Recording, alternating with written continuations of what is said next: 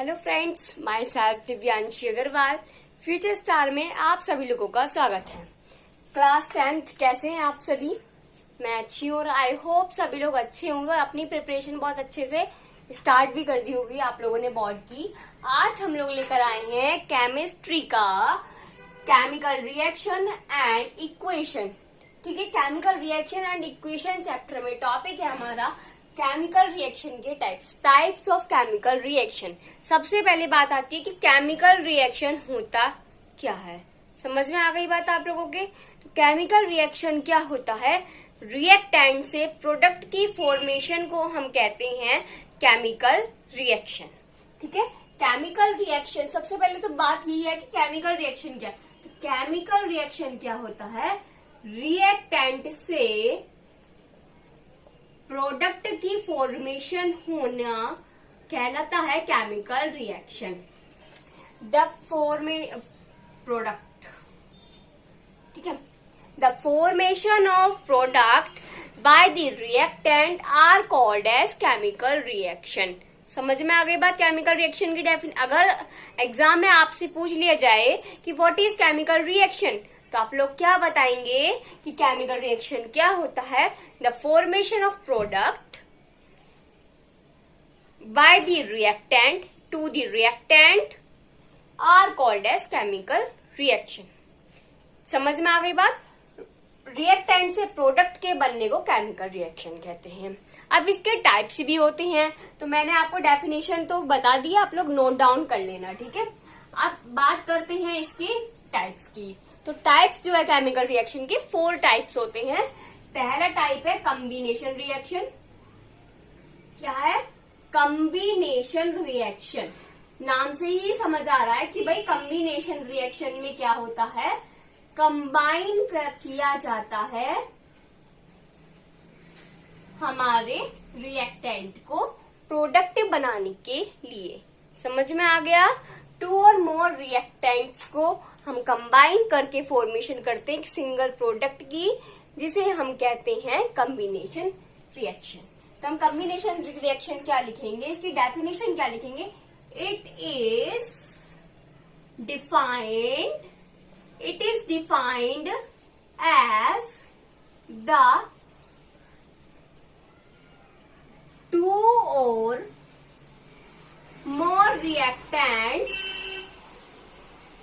or more reactants can be combined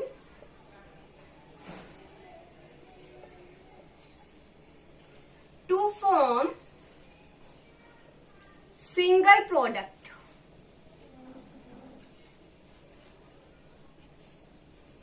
Are called as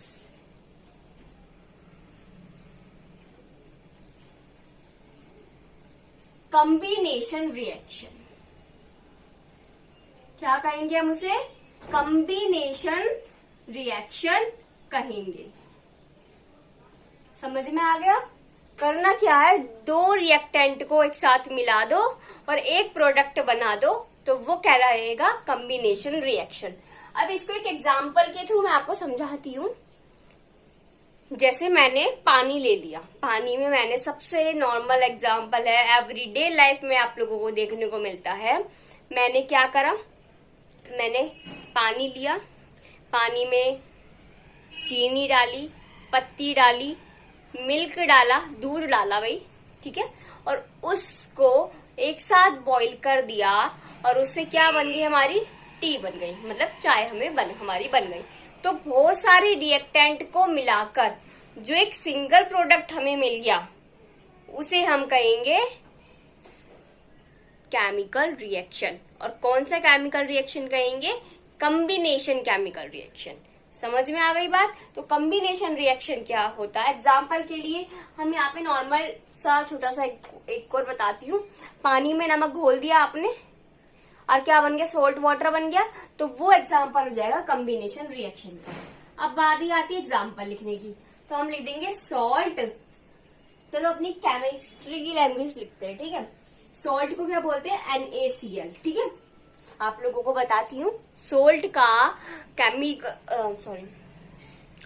का chemical formula होता है sodium chloride NaCl। मैं name लिख देती हूँ नीचे, ठीक है। सोडियम क्लोराइड ब्रैकेट में मैं मेंशन कर रही हूँ ताकि आप लोगों को समझ में आ जाए कि आखिरकार ये है क्या, ठीक है। तो सोडियम क्लोराइड की रिएक्शन जब हम H2O के साथ कराएंगे, किसके साथ? H2O बोलते हैं वाटर को। ये तो आप लोगों को पता होगा, ठीक है। ये भी पता होगा, बाई चांस नहीं पता तो मैं बता रही हूँ। सोल्ट ब्रैकेट में लिख लेती हूँ मैं, सोल्ट, ठीक है। सोल्ट का केमिकल फॉर्मूला होता है NaCl, मतलब Na मतलब सोडियम, Cl मतलब क्लोराइड। अब NaCl को जब हम H2O के साथ रिएक्शन करवाएंगे, मतलब पानी के साथ में हम नमक डालेंगे तो सॉल्ट वाटर बनेगा। तो हमारा क्या फॉर्मूला बनेगा, देखो,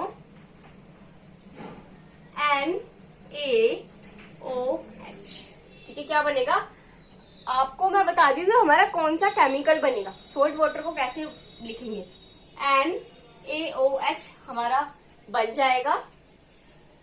Na ये रहा, O ये रहा, H ये रहा, ठीक है। अब एक और क्या बनेगा, और एक हमें मिलेगा HCl, ठीक है।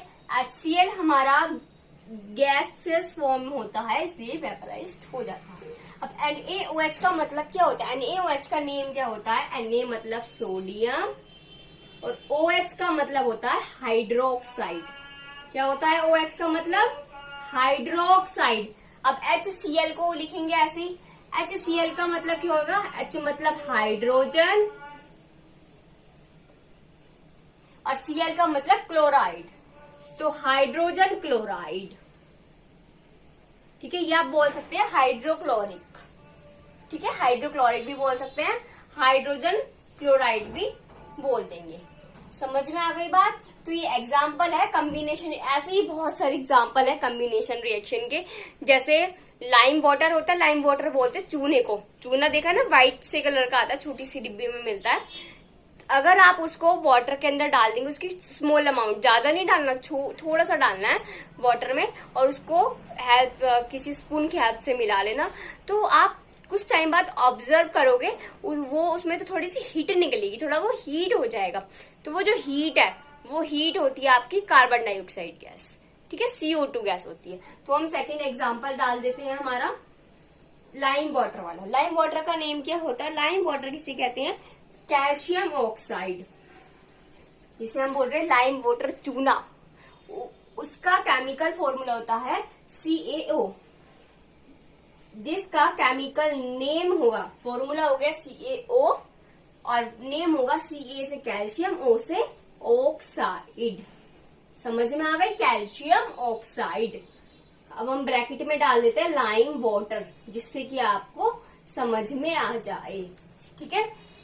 तो सेकंड एग्जांपल है कॉम्बिनेशन रिएक्शन का, कैल्शियम ऑक्साइड।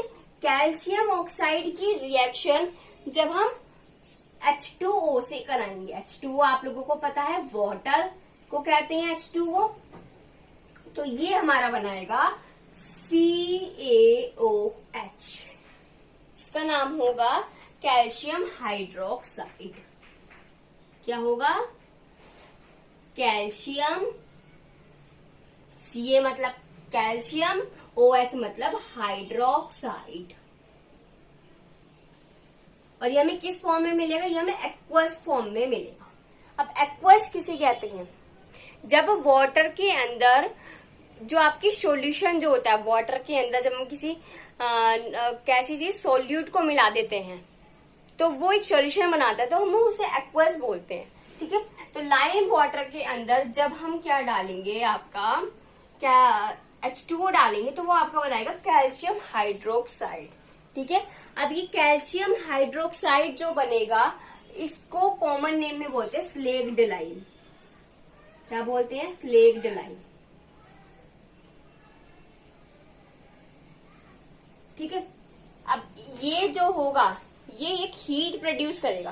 कुछ टाइम बाद जब आप देखोगे कैल्शियम हाइड्रोक्साइड बनने की थोड़ी देर बाद आप ऑब्जर्व करोगे एक हीट निकलेगी, तो वो हीट जो होगी और एक गैस निकलेगी, हीट निकल रही है मतलब एक गैस निकल रही है, तो वो गैस CO2 होती है, ठीक है। समझ में आ गई बात? ये है कॉम्बिनेशन रिएक्शन। आई होप सभी को समझ में आ गया होगा। नेक्स्ट हम लेते हैं कॉम्बिनेशन रिएक्शन के बाद आता है डीकम्पोजिशन रिएक्शन। नाम से ही पता चल रहा होगा जिसको डीकम्पोजिशन, पहले इसको नोट कर लीजिए अच्छे से। कर लिया? डेफिनेशन और 2 एग्जाम्पल, ज्यादा नहीं बताया है। एक डेफिनेशन लिखवाई है मैंने आपको और एक एग्जाम्पल लिखवाए हैं 2, क्योंकि एग्जाम के में अगर आ जाता है टाइप्स ऑफ केमिकल रिएक्शन तो एटलीस्ट 2 एग्जाम्पल तो आपको मेंशन करने ही चाहिए। नेक्स्ट है डीकम्पोजिशन रिएक्शन। क्या है? Decomposition reaction. अब ये डीकम्पोजिशन रिएक्शन क्या होता है? तो डीकम्पोजिशन रिएक्शन क्या होता है? डीकम्पोजिशन मतलब होता है जोड़ना। जब हम क्या करते हैं, डीकम्पोजिशन मतलब होता है तोड़ना। मैंने उसको उल्टा बोल दिया, sorry, I am so sorry. Decomposition का मतलब होता है तोड़ना। किसे तोड़ना है? रिएक्टेंट को 2 या 2 से ज्यादा प्रोडक्ट में तोड़ने को हम कहते हैं डीकम्पोजिशन। समझ में आ गया? ब्रेक डाउन करना। डीकम्पोजिशन का कॉमन मतलब है ब्रेक डाउन। ब्रेक डाउन मतलब तोड़ना। और किसको तोड़ेंगे? रिएक्टेंट को तोड़ेंगे 2 या 2 से ज्यादा प्रोडक्ट में। तो अब डीकम्पोजिशन रिएक्शन क्या लिखेंगे? It is defined as the formation of 2 or more product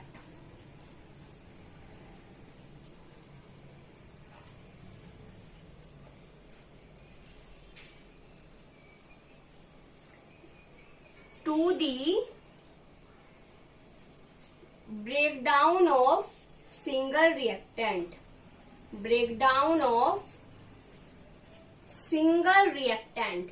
बिल्कुल सिंपल लैंग्वेज में मैं आपको यहाँ पर लिखवा रही हूँ, जिससे कि आप लोगों को कोई भी कंफ्यूजन ना हो और आप इजीली इसको कॉन्सेप्ट को समझ सको।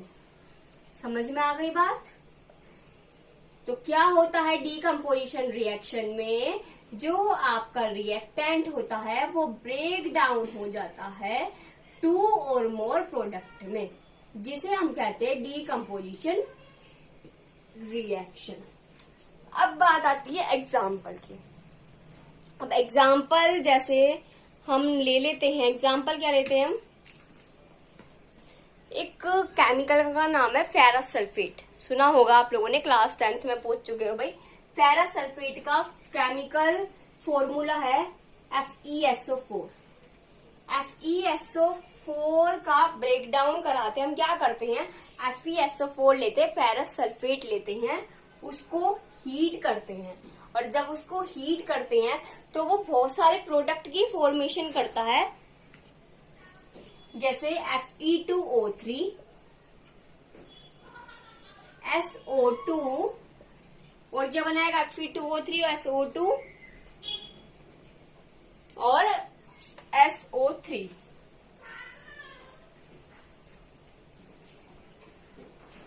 आप लोगों ने बैलेंसिंग ऑफ केमिकल इक्वेशंस पढ़ा होगा इस टॉपिक से पहले। अब हम देखते हैं इक्वेशन बैलेंस है या नहीं।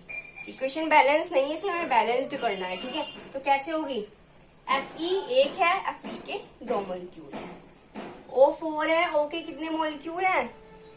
3, 2, 3, मतलब 8 मॉलिक्यूल्स हैं।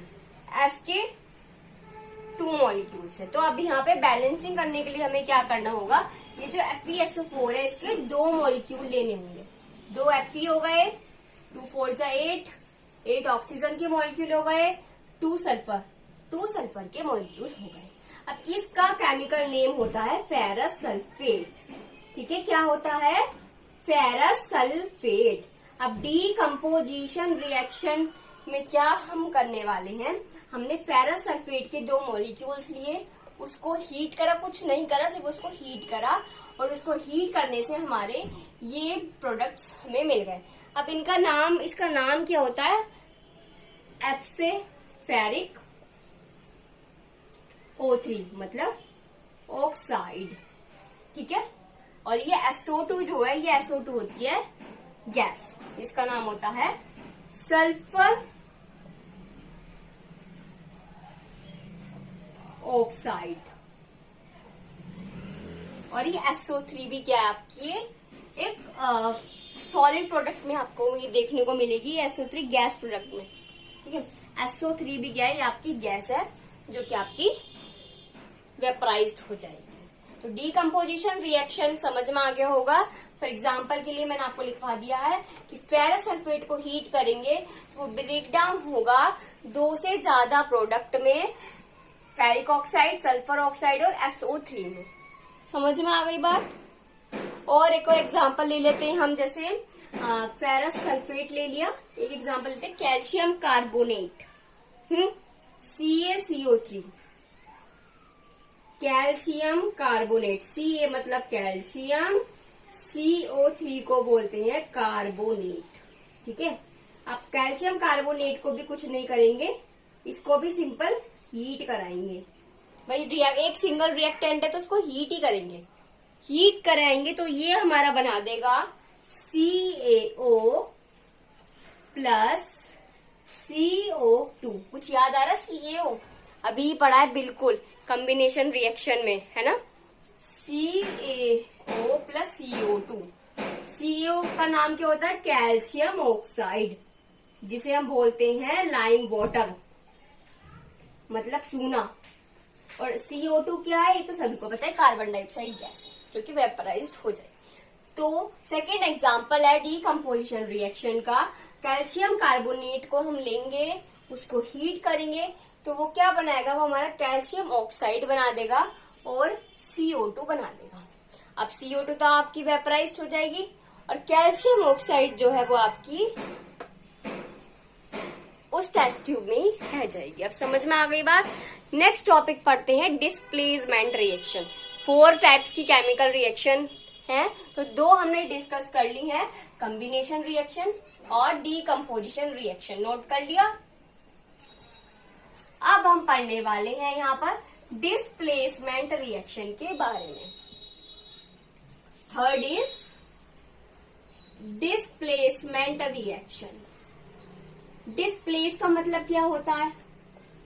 देखो बहुत इजी चैप्टर है हमारा, केमिस्ट्री जो क्लास 10th का चैप्टर है, फर्स्ट चैप्टर, काफी इजी है। ये चैप्टर तो सारे ही इजी है, हार्ड कुछ नहीं है, बस कॉन्सेप्ट समझने की बात है। डिस्प्लेसमेंट रिएक्शन का मतलब क्या होता है? तो डिस्प्लेसमेंट का मतलब होता है जो आपके केमिकल्स हैं, जो आपके कंपाउंड में जो केमिकल्स प्रेजेंट है, उन केमिकल्स का एक्सचेंज हो जाना, ठीक है। एक जगह से दूसरी जगह पर पहुंच जाना कहता है डिस्प्लेसमेंट रिएक्शन। समझ में आ गई बात। जैसे मैं हूं, एग्जाम्पल देखो आप देकर मैं आपको समझाती हूँ। मैं हूं और एक मेरी मासी की बेटी है। मैं अपनी मासी के पास से ली गई और मेरी मासी की बेटी मेरी मम्मी के पास आ गई, है ना। तो मैं वहां चली गई, वो यहाँ आ गई, तो क्या हुआ? हमारा डिस्प्लेस हो गया। भाई मैं और मेरी मम्मी एक साथ रहते हैं, मेरी मौसी और मेरी मौसी की बेटी एक साथ रहते हैं। अब क्या करा हमने? मौसी की बेटी मम्मी के पास आ गई, मैं मौसी के पास चली गई, तो हम लोगों का क्या हो गया? एक्सचेंज हो गया। तो इस एक्सचेंज को ही कहते हैं डिस्प्लेसमेंट। समझ में आ गई बात। डिस्प्लेसमेंट रिएक्शन किसे कहते हैं? अब हम बात करते हैं इसकी डेफिनेशन की। तो डिस्प्लेसमेंट रिएक्शन क्या होता है? It is defined as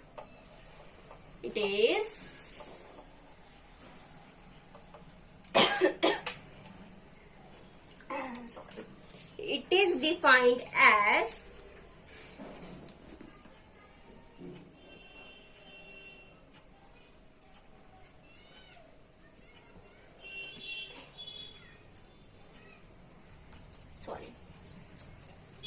it is defined as the displaces of chemical compound, displaces of chemical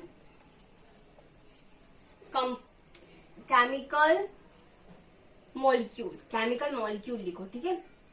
It is defined as the displaces of chemical molecule in the reactant। जो reactant है उसमें chemical molecule क्या होते हैं? Displace हो जाते हैं and then form the new product. अब नया प्रोडक्ट बन जाएगा ना, फिर are called as displacement reaction. समझ में आ गई बात? are called as displacement reaction. अब बात करते हैं इस डिस्प्लेसमेंट रिएक्शन के एग्जाम्पल की। जैसे मैंने आपको वो तो एग्जाम्पल दिया, पर हमारी केमिस्ट्री में हम वो एग्जाम्पल नहीं लिखेंगे, वो तो सिर्फ मैंने आपको समझाने के लिए बताया कि डिस्प्लेसमेंट रिएक्शन का आखिरकार मतलब क्या होता है। अब इसका एग्जाम्पल एक हम यहाँ देख लेते हैं। जैसे में हमने एग्जाम्पल ले लेते हैं हम Fe, आयरन। सभी को पता है Fe किसका सिंबल है? आयरन का सिंबल। Fe ले लिया और CuSO4 ले लिया, ठीक है। इन दोनों की रिएक्शन करवाई। जब इन दोनों की रिएक्शन करवाएंगे तो क्या होगा, ये जो SO4 है ये Fe के पास चला जाएगा, है ना। तो FeSO4 प्लस Cu, ठीक है। अब मैंने आपको क्या बताया था कि जो मासी की बेटी है वो मेरी मम्मी के पास आ गई, लेकिन अब असली कहानी, भाई हम कहानी भी पढ़ रहे हैं, तो अब असली कहानी क्या थी, मेरी जो मासी की बेटी थी उसका मन नहीं लगा मम्मी के पास, ठीक है। उसका मम्मी के पास तो मन लगा नहीं, तो उसने वो दोबारा वो चली गई मासी के पास ही आ गई। वो फिर मैं तो मासी के पास रहने लगी क्योंकि मेरे तो मन लग रहा था भाई वहां आराम से, मेरे तो मौज आ रही थी। अब उसका मन लगा नहीं तो वो दोबारा अपनी मम्मी के पास ही लौट कर आ गई, मतलब मेरी मासी के पास ही आ गई और हम तीनों रहने लगे। मम्मी अकेली पड़ गई, है ना। तो अब क्या हुआ, जो मेरी मासी की बेटी थी वो भी वहां पहुंच गई है, हम दोनों तो रहते ही हैं, मासी की बेटी भी वहां पहुंच गई है। तो वो जब पहुंच गई, वो एक जगह से दूसरी जगह पर जो गई उसे हमने कहा डिस्प्लेसमेंट रिएक्शन। डिस्प्लेसमेंट का मतलब क्या होता है? एक्सचेंज होना। अब डिस्प्लेसमेंट रिएक्शन में क्या काम होता है, मैंने उस कहानी को अधूरा छोड़ा। क्यों छोड़ा था उस कहानी को अधूरा? ताकि मैं आपको इस कॉन्सेप्ट को एक्सप्लेन कर सकूं। मैंने आपको क्या बताया कि मैं वहां चली गई, वो यहाँ इधर आ गई, लेकिन उसका मन नहीं लगा तो वो दोबारा से वापस वहीं पहुंच गई और हम लोग एक साथ रहने लगे तीनों, ठीक है। तो वो जो रिएक्शन हुई उस रिएक्शन को बोला गया है डिस्प्लेसमेंट रिएक्शन, ठीक है। कहानी पूरी हुई है। अब कहानी पूरी भी हुई है और कहानी जो है वो भी काम भी आएगी आगे, तो इसलिए कहानी को मत भूलना भाई। अब डिस्प्लेसमेंट रिएक्शन में मैंने आपको बताया कि हमने आयरन लिया और CuSO4 का नेम क्या होता है? Cu मतलब कॉपर। ये तो हो गया आयरन और इसको हम बोलेंगे कॉपर सल्फेट, ठीक है। कॉपर सल्फेट, इन दोनों की जब हमने रिएक्शन करवाई तो ये जो SO4 था ये Fe के पास पहुंच गया और इसने बना लिया फेरस सल्फेट। क्या बना लिया इसने? Ferrous sulphate. और ये कॉपर अपना बेचारा अलग अकेला रह गया। समझ में आ गई बात? इस तरह की कहानी हुई है। तो डिस्प्लेसमेंट रिएक्शन आपको समझ में आ गई कहानी के जरिए। भाई मैं वहां गई, वो यहाँ गई, लेकिन उसका मन नहीं लगा था तो वो दोबारा पहुंच गई वहां। तो इसका मतलब क्या हुआ? डिस्प्लेसमेंट रिएक्शन हो गई उसके बीच में, उसके साथ डिस्प्लेसमेंट रिएक्शन वाला काम हो गया। समझ में आ गई आपको ये रिएक्शन? अब हम बढ़ते हैं डबल डिस्प्लेसमेंट रिएक्शन की बात करते हैं। तो डबल डिस्प्लेस, पहले इसको नोट कर लो। अब डबल डिस्प्लेसमेंट रिएक्शन में क्या होता है भाई? अब कहानी यहां आएगी। जो कहानी मैंने आपको अभी सुनाई, छोटी सी एक स्टोरी बताई थी आपको, एक बात बताई थी, है ना, वो बात अब यहाँ काम आने वाली है भाई। तो मैंने तुम्हें बताया कि मैं अपनी मासी के पास चली गई, मेरी मासी की बेटी मम्मी के पास।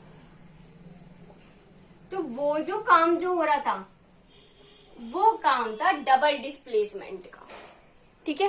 वो काम था डबल डिस्प्लेसमेंट का। और जब उसका मन नहीं लगा तो वो दोबारा अपनी मम्मी के पास पहुंच गई, तो वो काम था डिस्प्लेसमेंट रिएक्शन वाला। समझ में आ गई बात? डबल डिस्प्लेसमेंट रिएक्शन समझ में आ गई सभी को? तो डबल डिस्प्लेसमेंट रिएक्शन में क्या होता है, इसकी डेफिनेशन लिखते हैं। अब हम डेफिनेशन नोट डाउन कीजिए। अब इसके अंदर क्या होता है लिखते हैं भाई, इट इज डिफाइंड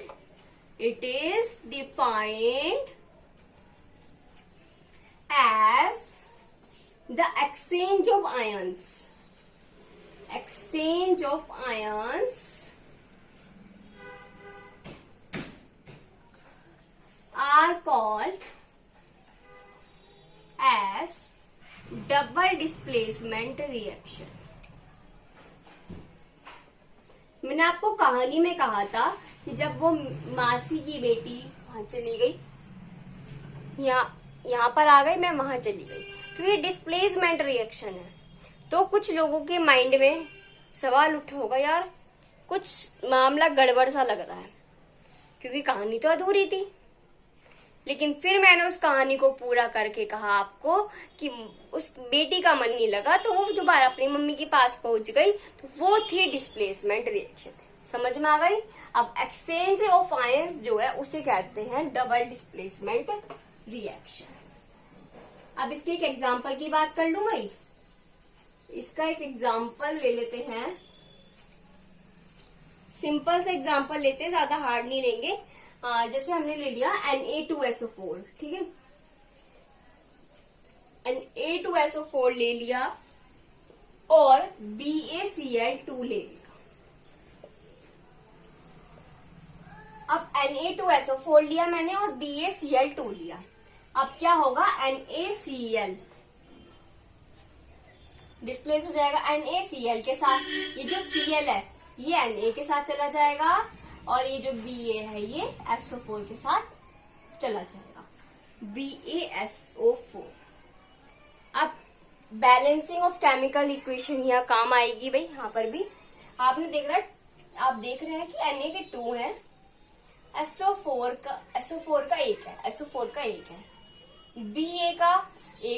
Ba का इधर भी एक है, Cl2 का इधर 2 है और इधर 2 है, लेकिन यहाँ तो एक है। अब दोनों का तो एक है, लेकिन इसमें अगर हम 2 की मल्टीप्लाई करा देंगे तो 2 मॉलिक्यूल बन जाएंगे। फिर ये हो जाएगी बैलेंसिंग ऑफ केमिकल इक्वेशन का टॉपिक भी। और साथ में हमारा जो मेन टॉपिक था वो भी हमने समझ लिया, डबल डिस्प्लेसमेंट रिएक्शन। अब इनके जो नेम है वो मैं नहीं बताने वाली हूँ, इनके नेम आप मुझे बताएंगे, ठीक है। आपको क्या करना है, जब आप पूरी वीडियो देख लेंगे और नोट कर लेंगे, तो ये जो इसमें हमारे रिएक्टेंट यूज हुए डबल डिस्प्लेसमेंट रिएक्शन में और जो उससे प्रोडक्ट बना है उसके जो केमिकल नेम है वो आप मुझे बताएंगे कि Na2SO4, BaCl2, NaCl, BaSO4, इनके केमिकल नेम क्या होंगे। समझ में आ गई बात। तो आई होप सभी को समझ में आ गया होगा। Types of chemical reaction 4 types के होते हैं, combination reaction, decomposition reaction, displacement reaction, double displacement reaction. आपको मैंने डेफिनेशन में नोट करा दिया और विथ एग्जाम्पल, तो आपके हैंड टू हैंड नोट्स भी बन गए होंगे और हैंड टू हैंड आपको कॉन्सेप्ट भी समझ में आ गया होगा। अगर कोई भी क्वेरी हो उसके अलावा, सबसे पहले आपका जो मैंने होमवर्क दिया है वो भी आपको कंप्लीट करना है। मुझे इनके नेम कमेंट सेक्शन में कमेंट करने हैं। देन कोई भी क्वेरी हो तो आप कमेंट सेक्शन में उस क्वेरी को कमेंट करके मेरे से पूछ सकते हैं बेझिझक। ओके, सो आज के लिए thank you and have a nice day friends.